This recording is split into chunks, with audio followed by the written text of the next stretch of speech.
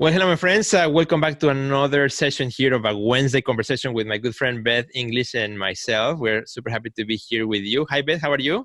I'm doing great. How are you?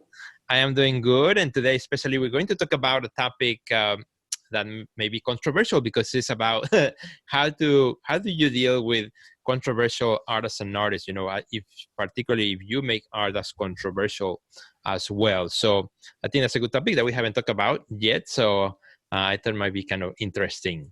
What do you Yeah, I think of think that, that Beth? artists are inspired to create and share what's happening around us in this world today, which I think is such an important part of being an artist is documenting visually or through written word or through performance what is going on in our present day. So it's definitely a great topic to address.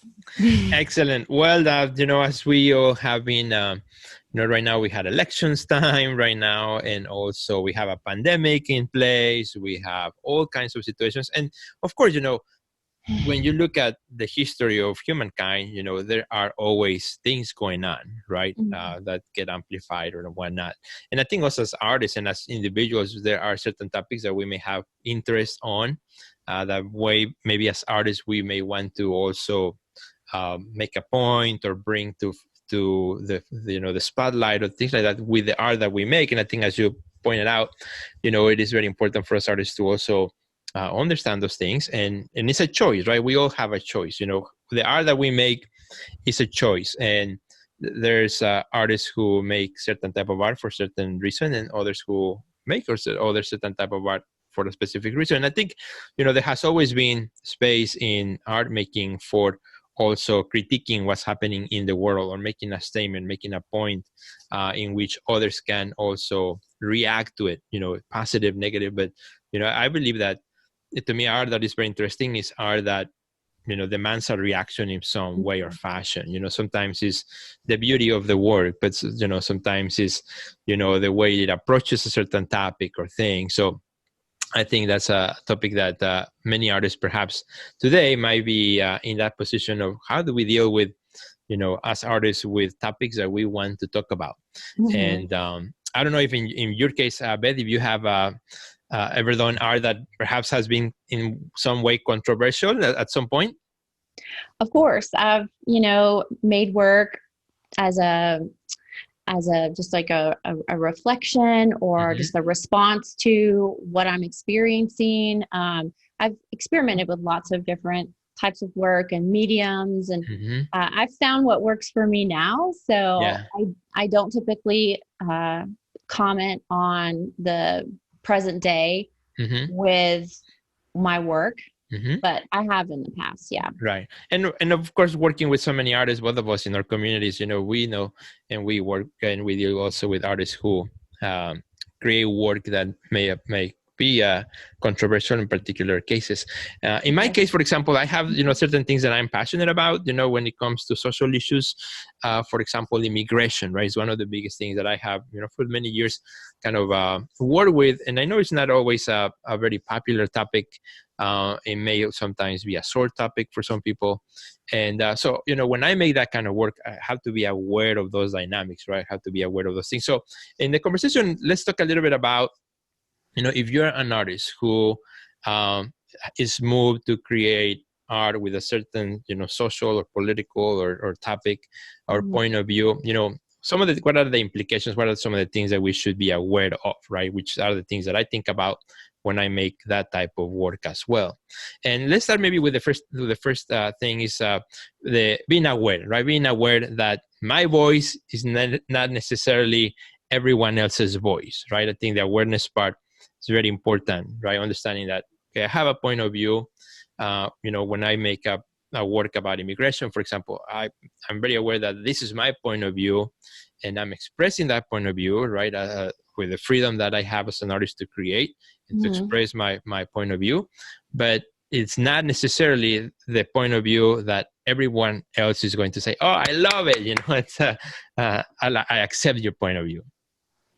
Yeah, you have to be prepared for all types of reactions Hmm. and know that part of using your voice is to, connect to people. Maybe they disagree with you, but maybe it brings them a little bit closer to your point of view. And so you create more compassion, or you create more connection around ideas that could have potentially been controversial to begin with, but like you bring together people with your message. And I think that's important. But like, when it comes to using a certain platform or sharing it in spaces online, you have to realize that it's, your platform is your platform, but that doesn't mean that other people have platforms that want to support your message. So it's important to find, allies out there who you and your message and your voice align with maybe someone else's, and then that can amplify your message to get out there even further. But to just assume that someone else's platform is going to support your message, I think is naive, and you have to just be careful about that, especially depending on how controversial it really is.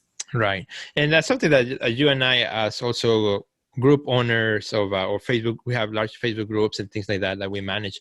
And, those are sometimes it's a thin line that we have to have to manage, right? When an artist posts something that's very controversial, right?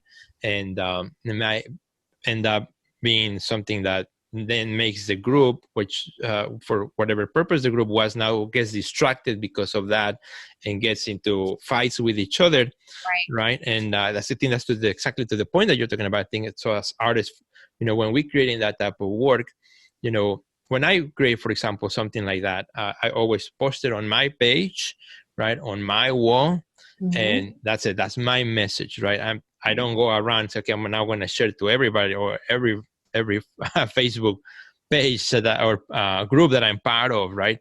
Because again, this might bring something that is not necessary, it's not part of what that group is about. And I think that's super important to acknowledge, when we address those difficult issues, particularly, that are happening right now. And actually, I did when the pandemic started, right? I did a number of Instagram stories, like mini shows where I reposted artists who were creating art, that talk about the pandemic, right? And also Black Lives Matter, things like that, So there are topics and issues. Now we have elections, that continue to stir up conversations and dynamics. And I think, as your point, acknowledging that where we post it, right, where we put it out there, be the right place, and super important. Right. And I think sometimes it's pretty obvious when people are trying to take advantage of your large audience by posting something controversial, or they know that's going to rile everybody up. And I just think that's out of poor taste, don't do that. Be mindful, don't post something in my group that is going to stir up my members to become angry and argue. Like, that's not the point of my group. Exactly. And if you do, it will be removed. And I don't have to even explain it to you. It's my platform. Go build your own platform, right? If you want to rile up people and get them arguing, because I think, like, for those of us who are community builders, like, that's not our purpose. Right. Our purpose is to bring people together. Not to separate. And if you're creating divisiveness, then it's not like the right place. And so I think that there are certain websites or platforms or things that you can submit your work to get more eyeballs on it, that it's going to be a better fit, right? But like on a page where everyone is about trying to encourage one another to just create, period, and to overcome fear, like, that's what I'm focused on, right? Don't post that on my group, it's going to get removed. Absolutely. And that brings me kind of, like you said, it's going to get removed. It's going to bring me to the next topic, or the next part of that, which is when you create work that is controversial in any shape or form, you just have to be aware that you're also welcoming the response of the viewer, right? It's part of, is the result of creating, work that is controversial or that expresses a specific point of view on a particular issue, particularly if the issue is hot right now. The moment you share it, you post it, the moment you make it public, the moment it meets the world, it's inviting reaction from the world. And I think that's a good thing. I think, especially if you're doing it in your own platform, right?